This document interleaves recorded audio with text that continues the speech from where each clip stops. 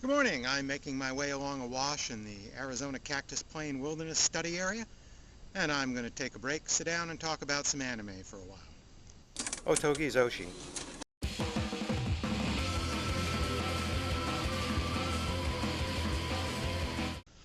Otogi is a supernatural fantasy anime released in North America by Anime Works Media Blasters.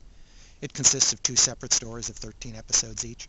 The first is set 1,000 years ago in feudal Japan, and the second in modern-day Tokyo. The first story centers on a quest to restore the 5 mystic Magatama stones to the imperial capital. Those stones are magical and have great power to restore peace and prosperity when they're arranged harmoniously by a spiritualist. Each of them represents one of the elements: wood, fire, earth, metal, and water. Wait a minute, what happened to airbending? Hikaru is a young noblewoman in the capital. When her brother takes ill, she stuffs her hair in an eboshi, wraps her breasts, picks up a sword and a bow, jumps on a horse, and heads off to take up the way of the bushi, or warrior. Turns out she's pretty good on horseback and not a bad shot with a bow, but she's not so great with a sword.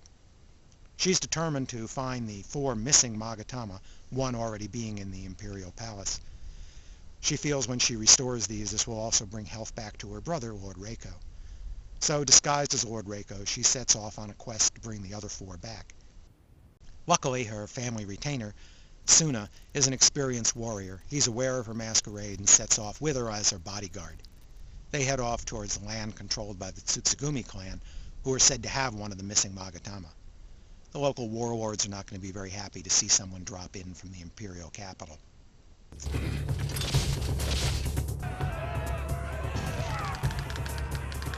I am Minamoto no Raiko's bodyguard and most loyal retainer, Watanabe no Tsuna. Take flight if you fear my sword.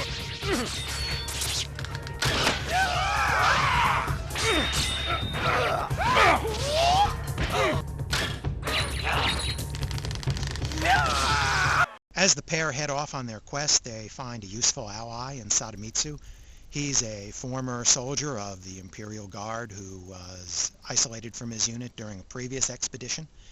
They'll also pick up an interesting ally in a mysterious woman, Oribe, who's an alchemist and scientist of sorts, and pretty quick to use deadly poisons. She exudes an interesting aura of contradiction, both as a gentle woman and with a hint of deadly menace about her.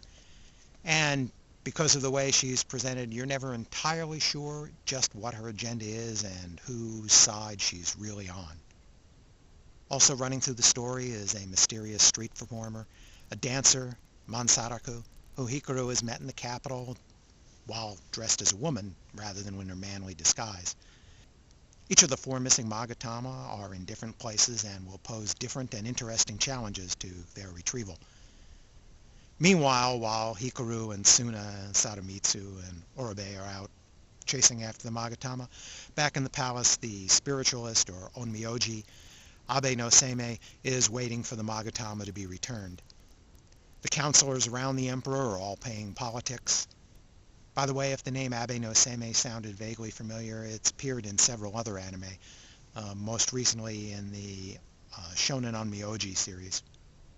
The story of Hikaru's quest to restore the missing Magatama to the capital is concluded in 13 episodes. Abruptly, for the 14th episode, without any warning or explanation, we jump forward to modern-day Tokyo. Boy, that's timeline whiplash for you. Here we meet a young high school girl, coincidentally named Hikaru, who bears a striking resemblance to the Hikaru we know 1,000 years ago. Also coincidentally, she runs a boarding house where one of the boarders is a man named Suna, who bears a striking resemblance to the old family retainer.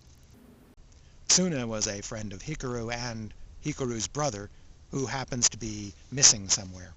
The modern-day Suna is a stringer reporter and photojournalist for local newspapers. He's currently been given an assignment to track down a mysterious ghost train that's said to run through Tokyo after hours and set off the crossing signals.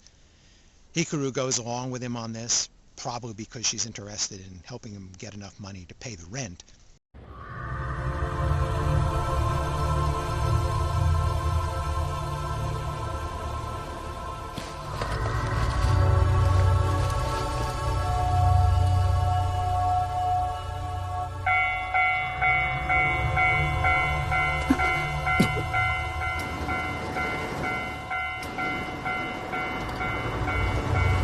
That scene had a nice mood to it, didn't it? For some reason, that combination of music, skyscrapers, and sounds made me think of Mamoru Oshie's second Patlabor movie. But no matter. The modern era part of Oto Gazoshi is a supernatural mystery series. As Hikaru and Suna investigate the paranormal activities around Tokyo, they get deeper and deeper into the mysteries. By the way, there are modern-day equivalents of Oribe and Sadamitsu as well.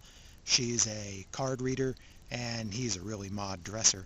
And they're both within Hikaru and Suna's circle of friends and will become interested in the investigation as well. After 13 episodes, that series will wrap up, and there is some sort of tie-in back to the original Heian period story. I really liked what they did with this series. The characters are interesting and likable, and we have sympathies for all of them. Both stories that are told are interesting, and I enjoyed them both. I'm more of a fan of period fantasy than I am of modern supernatural mysteries, so I kind of like the first part a little better than the second, but I enjoyed both of them. Production ID has done a splendid job on the artwork and animation. The Heian period artwork is done in a charcoal fashion, so it looks kind of oldish and antique, and the modern Tokyo stuff is done in a more spooky, watercolorish look. Their animation has been often superb, especially in the action sequences, especially in the first half. Overall, I give Oto Gazoshi 4 stars. It tells a darn good story, and it tells it with some likable characters. By the way, Anime Works Media Blasters have made the DVDs so that the first half of the story is contained on the first 3 DVDs, and the second half is told on the 4 through 6 DVDs. When I first got the 4th DVD and put it in, and we were suddenly in modern-day Tokyo, I thought I must have the wrong disc. They've also loaded the DVDs, especially the early ones in the series, with lots of extras. There are interviews about the Heian period and its factual details and period information, and there are also interviews with the Japanese production and voice cast, all subtitled. It's a pretty nice set. Thanks for listening.